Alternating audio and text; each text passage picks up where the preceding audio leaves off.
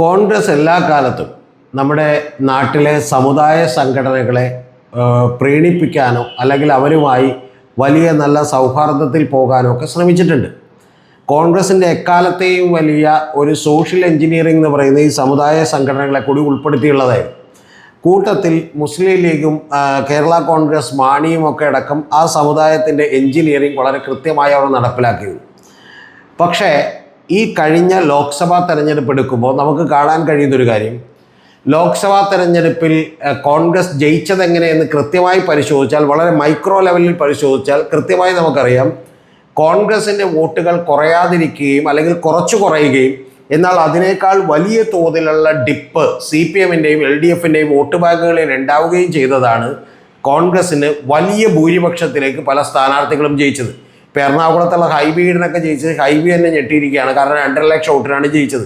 അതുപോലെ തന്നെയാണ് മുസ്ലിം ലീഗിൻ്റെ പല പാർട്ടികളൊക്കെ ജയിച്ചത്. കാരണം മലപ്പുറം അടക്കമുള്ള സ്ഥലങ്ങളിലെല്ലാം തന്നെ ഈ ഏറ്റവും വലിയ ഒരു ഹിന്ദുക്കൾ വോട്ട് ചെയ്യുന്ന പാർട്ടിയായിട്ടുള്ള CPM-ൽ നിന്ന് നിരവധി ഹിന്ദു വോട്ടുകളിൽ വലിയ ചോർച്ചയുണ്ടാവുകയും ആ ചോർച്ചകളെല്ലാം തന്നെ നേരെ കൃത്യമായി BJP-യിലേക്ക് പോവുകയും ചെയ്തു എന്ന് നമുക്ക് കാണാം. അപ്പോൾ ഇങ്ങനെ നിൽക്കുന്ന ഒരു ഘട്ടത്തിലാണ് ഇതൊന്നും മനസ്സിലാക്കാതെ രമേശ് ചെന്നിത്തലയും VD സതീശനും ഒക്കെ ഒരു മുഖ്യമന്ത്രിയാകാനുള്ള റേസിന് വേണ്ടി തുടക്കമിടുന്നത്. അടുത്ത തവണ കോൺഗ്രസ് എങ്ങാനും 2026-ൽ ജയിച്ചാൽ 2 മുഖ്യമന്ത്രിമാരെ നിയമിക്കേണ്ടി വരുമോ എന്ന സംശയത്തിലാണ് ഞാൻ ഈ ഓട്ടം കണ്ടിട്ട്. യഥാർത്ഥത്തിൽ ഒരാൾ ഇനി മുഖ്യമന്ത്രിയാണെങ്കിൽ പോലും മറ്റൊരാൾ ചിലപ്പോൾ ആഭ്യന്തരമന്ത്രിയാകുന്ന ഒരവസ്ഥ പോലും ഉണ്ടായാൽ നമ്മളതിൽ അത്ഭുതപ്പെടേണ്ടതില്ല. ഇപ്പം തൽക്കാലം ആ റേസിൽ VD സതീശൻ തന്നെയാണ് മുമ്പിലേക്ക്. പോലും ഓരോ ദിവസം കഴിയും തോറും വലിയ തോതിലുള്ള പിന്തുണ രമേശ് ചെന്നിത്തല കയറിക്കൊണ്ടിരിക്കുകയാണ്. ഇന്ന് അദ്ദേഹം മന്നം ജയന്തി ഉദ്ഘാടനം ചെയ്തപ്പോൾ വലിയ തോതിലുള്ള സ്വീകരണമാണ് കിട്ടിയത്. അന്ന് സുകുമാരൻ നായർ തന്നെ പറഞ്ഞത് വലിയ അടുപ്പമുള്ള ഒരു നേതാവാണ് രമേശ് ചെന്നിത്തലയെന്നും NSSൻ്റെ പുത്രനാണ് രമേശ് ചെന്നിത്തലയെന്നും അദ്ദേഹം ഇവിടെ തന്നെ കളിച്ചു വളർന്നതാണെന്നും അദ്ദേഹത്തിൻ്റെ ഓരോ മണൽത്തരികളും NSSൻ്റെ അദ്ദേഹത്തിന് അറിയാമെന്നും ഒക്കെ പറഞ്ഞാണ് പ്രസംഗിച്ചത്. പക്ഷേ അദ്ദേഹം പറഞ്ഞ മറ്റൊരു കാര്യം കൂടിയുള്ളത്, കോൺഗ്രസ്സുകാരൻ എന്നുള്ള നിലക്കല്ല രമേശ് ചെന്നിത്തലയെ ക്ഷണിച്ചേക്കണത് എന്നുള്ളതാണ്. ഇനി രമേശ് ചെന്നിത്തല അവിടെ മാത്രമല്ല പ്രസംഗിക്കാൻ പോകുന്നത്. ഒന്ന് NSSൽ, പിന്നെ വൈക്കത്ത് SNDPയുടെ റാലിയിൽ, കൂടാതെ നമുക്ക് സമസ്തയുടെ ഒരു മീറ്റിങ്ങിൽ അദ്ദേഹം ഓൾറെഡി സംസാരിക്കാമെന്ന് ഏൽപ്പിച്ചിട്ടുണ്ട്. അത് വലിയ വാർത്തയായിരുന്നു. കൂടാതെ സമസ്തയുടെ മറ്റൊരു മീറ്റിങ്ങിൽ കൂടി അദ്ദേഹത്തെ ഇന്ന് ക്ഷണിച്ചിട്ടുണ്ട്, രണ്ടാമത്തെ ഒരു മീറ്റിങ്ങിൽ കൂടി. എന്ന് പറഞ്ഞാൽ മുസ്ലിം ലീഗ് കൂടി അദ്ദേഹത്തെ പിന്തുണക്കുന്നു എന്നുള്ളതാണ് വാസ്തവം. മുസ്ലിം ലീഗ് പിന്തുണക്കുന്നു എന്ന് പറഞ്ഞാൽ ഇത് മുസ്ലിം ലീഗിൻ്റെ അഭ്യാസമാണോ എന്നുള്ളതും എനിക്കറിയില്ല. കാരണം കോൺഗ്രസിനകത്തൊരു വലിയ തോതിലുള്ള ഒരു ചേരിപ്പോരുണ്ടാവുമ്പോഴാണ് പലപ്പോഴും മുസ്ലിം ലീഗിന് കുറേ കൂടി ശക്തിയുക്തം വിലപേശാൻ സാധിക്കുക എന്നുള്ളത് നമുക്കറിയാം. അപ്പോൾ അതങ്ങനെ നിൽക്കുന്നു. അതേസമയത്ത് നമുക്കറിയാം VD സതീശൻ മാരാമൺ കൺവെൻഷനിൽ 1974-ൽ C അച്യുതമേനോൻ സംസാരിച്ചതിന് ശേഷം ശശി തരൂർ സംസാരിച്ചിട്ടുണ്ട്. പക്ഷെ അദ്ദേഹത്തെ ഒരു രാഷ്ട്രീയക്കാരൻ എന്നുള്ളതൊക്കെ മാത്രമായിരിക്കില്ല മാരാമൺ കൺവെൻഷൻകാർ കാണുന്നുണ്ടാവുക. ഏറ്റവും മൂന്നാമതായി സംസാരിക്കാൻ പോകുന്നത് VD സതീശൻ എന്ന് പറയുന്ന പ്രതിപക്ഷ നേതാവാണ്. അപ്പോൾ അത്തരത്തിൽ സമുദായ സംഘടനകളെയും അവരുമായി വലിയ സൗഹൃദം സ്ഥാപിക്കുന്നതിലുമൊക്കെ വലിയ തോതിൽ നമ്മുടെ VD സതീശനൊക്കെ രമേശ് ചെന്നിത്തലയും ഒക്കെ ശ്രദ്ധ കേന്ദ്രീകരിക്കുന്നു. ആദ്യത്തെ സ്റ്റേജ് എന്നുള്ള നിലക്ക് ഇത് നല്ലത് തന്നെയാണ്. പക്ഷേ ഇതിനും അപ്പുറത്തേക്ക് രമേശ് ചെന്നിത്തലയോടൊക്കെ എനിക്ക് പറയാനുള്ളത്, വലിയ തോതിലുള്ള ജനകീയ വിഷയങ്ങൾ നിങ്ങൾ ഏറ്റെടുക്കേണ്ടതുണ്ട്. കാരണം ഇതൊക്കെ ഒരു വലിയ എഡ്ജ് തന്നെയാണ്, ഗുണകരമായ കാര്യം തന്നെയാണ്. പക്ഷെ അതൊക്കെ ഒരു സ്ലൈറ്റ് എഡ്ജാണ്. വലിയ തോതിലുള്ള ഗുണമൊന്നും നിങ്ങൾക്ക് ഉണ്ടാക്കില്ല. ഞാൻ നേരത്തെ പറഞ്ഞ ഒരു സിറ്റുവേഷൻ കേരളത്തിൽ നിലനിൽക്കുന്നു. അതായത് CPM-നെ സംബന്ധിച്ചിടത്തോളം അതേ വോട്ട് ബാങ്കുകൾ കൃത്യമായി CPM-നെ നിലനിർത്തുകയും സംസ്ഥാന നിയമസഭകളിലേക്ക് വരുമ്പോഴുള്ള ഒരു അഡ്വാൻറ്റേജ് നിലനിർത്തുകയും അതേസമയം തന്നെ കോൺഗ്രസിനകത്തുള്ള ഒരു നായർ, ഈഴവ, ഷെഡ്യൂൾ ട്രൈബ് വിഭാഗങ്ങളെയും അവരുടെ ക്രിസ്ത്യൻ വോട്ടുകളെയും ഒക്കെ തന്നെ ഭിന്നിപ്പിച്ച് ഒരു ചെറിയ പെർസെൻറ്റേജ് എങ്കിലും കോൺഗ്രസിലേക്ക് കൊണ്ടുപോകാൻ കഴിഞ്ഞാൽ അത് വലിയ തോതിൽ CPM-ന് നേട്ടമുണ്ടാക്കും അടുത്ത നിയമസഭാ തെരഞ്ഞെടുപ്പിൽ. കൂടാതെ വരാനിരിക്കുന്നത് വലിയ ഓഫറുകളുടെ കാലമാണെന്ന് കൂടി ഞാൻ പറയും. അതായത് ഫ്രീ ബീസിൻ്റെ കാലമാണ്. നിങ്ങൾ അറിയേണ്ടത്, ഇപ്പോൾ വയനാട് പുനരധിവാസ പദ്ധതികൾക്ക് പിണറായി വിജയൻ തുടക്കമിട്ടിരിക്കുന്നു. അത് വളരെ കൃത്യമായി ആലോചിച്ചാണെന്ന് ഞാൻ വിചാരിക്കുന്നു. ഇലക്ഷന് തൊട്ട് മുമ്പ് വലിയ തോതിലുള്ള ടൗൺഷിപ്പുകൾ നിർമ്മിക്കുകയും കേരളം ഇന്നേ വരെ കാണാത്ത രീതിയിലുള്ള പുനരധിവാസം നടപ്പാക്കുകയും ചെയ്താൽ അത് പിണറായി വിജയൻ്റെ കിരീടത്തിലുള്ള ഒരു പൊൻതൂവലായിരിക്കും എന്നുള്ള കാര്യത്തിൽ ഒരു സംശയവുമില്ല. ഇനി ഇതിനൊപ്പമാണ് അദ്ദേഹം 2500 രൂപ വരെ സാമൂഹ്യക്ഷേമ പെൻഷനുകൾ ഉയർത്താൻ ആലോചിക്കുന്നത്. അതും തീർച്ചയായും സംഭവിക്കുമെന്ന് ഞാൻ വിചാരിക്കുന്നു. ഇനി മൂന്നാമത്തെ ഏറ്റവും പ്രധാനപ്പെട്ട കാര്യം, ഒരു തെരഞ്ഞെടുപ്പ് എടുക്കുന്നതിന് 4-5 മാസങ്ങൾക്ക് മുമ്പ് ലഡ്കി ബഹൻ യോജന പോലെയുള്ള വലിയ പദ്ധതികൾ മിക്കവാറും LDF ഗവൺമെൻറ് പ്രഖ്യാപിക്കാനുള്ള സാധ്യതയുണ്ട്. അങ്ങനെ പ്രഖ്യാപിച്ചാൽ കേരളത്തിലെ ഭൂരിപക്ഷം വരുന്ന സ്ത്രീകൾക്കും അതിൻ്റെ പ്രയോജനം കിട്ടുമെന്നൊരാവശ്യം വന്നാൽ 1500 രൂപ 2000 രൂപയൊക്കെ പ്രതിമാസം കിട്ടുമെന്ന് പറഞ്ഞാൽ അത് വലിയ തോതിലുള്ള വ്യത്യാസം കേരളത്തിലെ വോട്ട് ബാങ്കുകളിലുണ്ടാക്കും.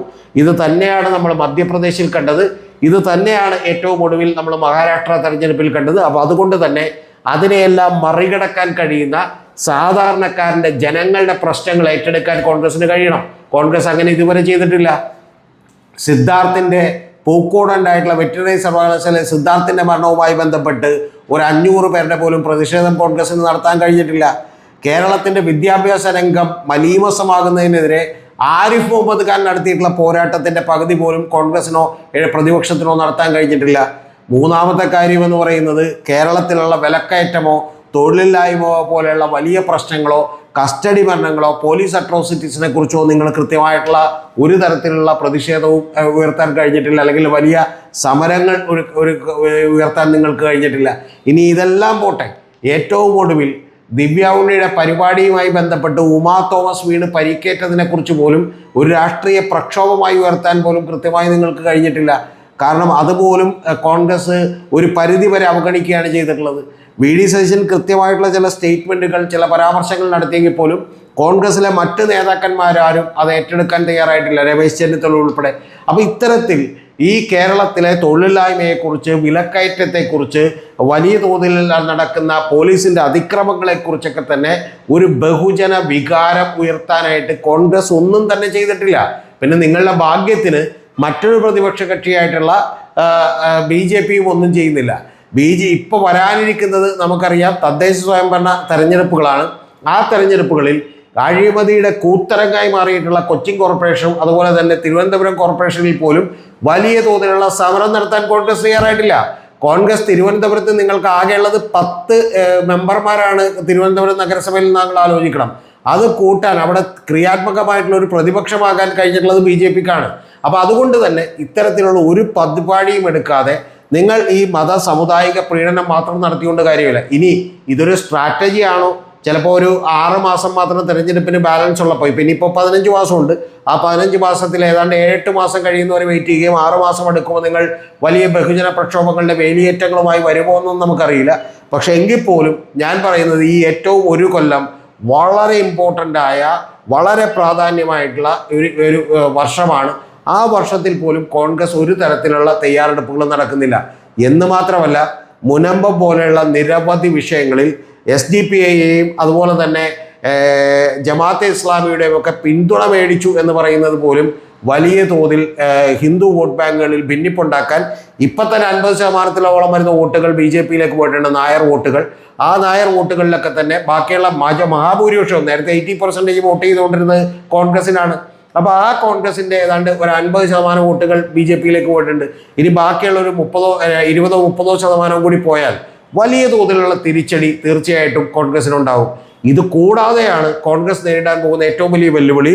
തൃശ്ശൂർ മുതൽ പത്തനംതിട്ട വരെയുള്ള ഏരിയകളിൽ കോൺഗ്രസിന് ഷുവർ സീറ്റായിട്ടുള്ള നിരവധി സീറ്റുകളിൽ തീർച്ചയായിട്ടും ഒരു ക്രിസ്ത്യൻ മതവിഭാഗത്തിൻ്റെ കൂടി എതിർപ്പ് ക്ഷണിക്കുകയും അവർ പോലും BJPയോട് അടുക്കുകയും ചെയ്താൽ ഞാൻ നേരത്തെ പറഞ്ഞ പോലെ CPMൻ്റെ വോട്ടുകൾ അങ്ങനെ തന്നെ നിലനിർത്തുകയും ഈ കോൺഗ്രസിൻ്റെ വോട്ടുകളിൽ ചെറിയ ഇടിവുണ്ടാവുകയും ചെയ്തുകൊണ്ട് BJPയുടെ വോട്ടുകൾ ചെറിയ പെർസെൻറ്റേജ് കൂടിയാൽ പോലും അതുകൊണ്ട് ഉണ്ടാകാൻ പോകുന്ന നെറ്റ് എഫക്റ്റ് എന്ന് പറയുന്നത് വലിയ ഭൂരിപക്ഷത്തോടുകൂടി ഈ ഭരണവിരുദ്ധ വികാരത്തിൻ്റെ വോട്ടുകൾ സ്പ്ലിറ്റ് ആകുമ്പോൾ വലിയ ഭൂരിപക്ഷത്തോടുകൂടി CPM LDFും ഒക്കെ അധികാരത്തിലേക്ക് എത്തും. അപ്പോൾ അത്തരത്തിലുള്ള കൃത്യമായിട്ടുള്ളൊരു പ്ലാനിങ് ഇനിയെങ്കിലും ഒന്നിച്ചു നിന്നുകൊണ്ട് കോൺഗ്രസ് ചെയ്യേണ്ടതാണ്. അത് കെ സുധാകരനും അതുപോലെ തന്നെ വി ഡി സതീശനും രമേശ് ചെന്നിത്തലയും ഒക്കെ ഒരുമിച്ചിരിക്കുന്നൊരു കാലവും അത് തീർച്ചയായിട്ടും മുന്നോട്ട് കൊണ്ടുപോകുന്നൊരു കാലവും വരുമോ എന്നറിയില്ല. കാരണം ഇതുപോലെ തന്നെ വിചാരിച്ചാണ് 2021 തെരഞ്ഞെടുപ്പിന് നേരിട്ട് മുഖ്യമന്ത്രി ആരാണെന്നുള്ള ചർച്ചയായിരുന്നു. മുഖ്യമന്ത്രി ആരും ആകേണ്ടി വന്നില്ല, പിണറായി വിജയനായി. ഏതാണ്ട് ഇപ്പോൾ അതുപോലെ തന്നെയാണ് കാര്യങ്ങൾ മുന്നോട്ട് പോകുന്നത്. ഇതുപോലെയാണ് മുന്നോട്ട് പോകുന്നതെങ്കിൽ 2026 LDFിൻ്റെ മുഖ്യമന്ത്രി വരും, CPMൻ്റെ മുഖ്യമന്ത്രി വരും, പിണറായി വിജയനാകില്ല, മറ്റാരെങ്കിലും വന്നേക്കുമെന്ന് കൃത്യമായി ഇത് കാണുന്ന കോൺഗ്രസ്സുകാരും കോൺഗ്രസിൻ്റെ നേതാക്കളുമൊക്കെ ഓർക്കുന്നത് നല്ലതാണ്.